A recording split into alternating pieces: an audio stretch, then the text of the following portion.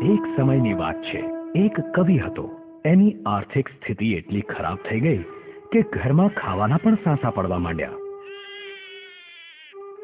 આ કારણે એણે મહેલમાં જઈને રાજા પાસે મદદ માંગવાનો નિશ્ચય કર્યો.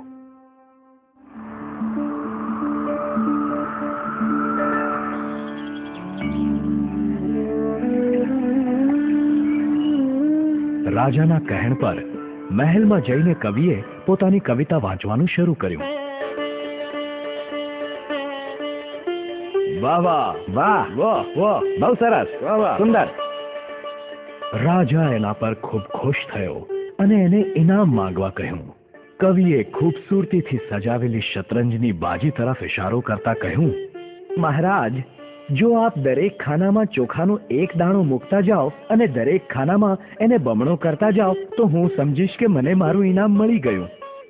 બસ એટલું જ? રાજાએ પૂછ્યું. માત્ર ચોખાના દાણા, સોનું નહીં? જી હા મહારાજ. તો પછી એમ જ થશે. દરબારીઓએ ચોખાના દાણા મૂકવાનું શરૂ કર્યું. પહેલામાં 1, બીજામાં 2, ત્રીજામાં 4, ચોથામાં 8. આ રીતે મૂકતા ગયા. જ્યારે તેઓ 10મા ખાનામાં પહોંચ્યા ત્યારે તેમણે 512 દાણા મૂકવા પડ્યા. 20મા ખાના સુધી સંખ્યા વધીને 5,24,288 થઈ ગઈ.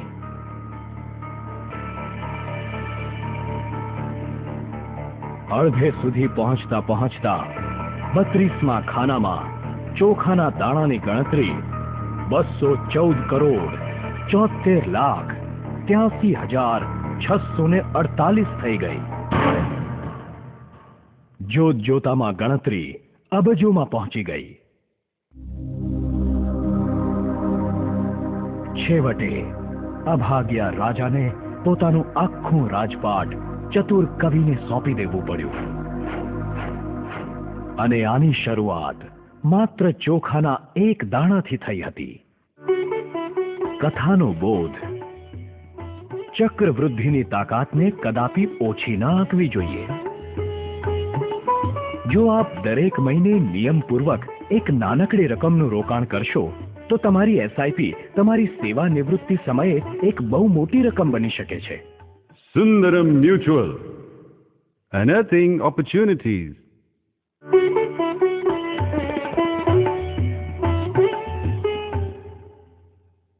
Mutual fund investments are subject to market risks. Please read the statement of additional information and scheme information document carefully before investing.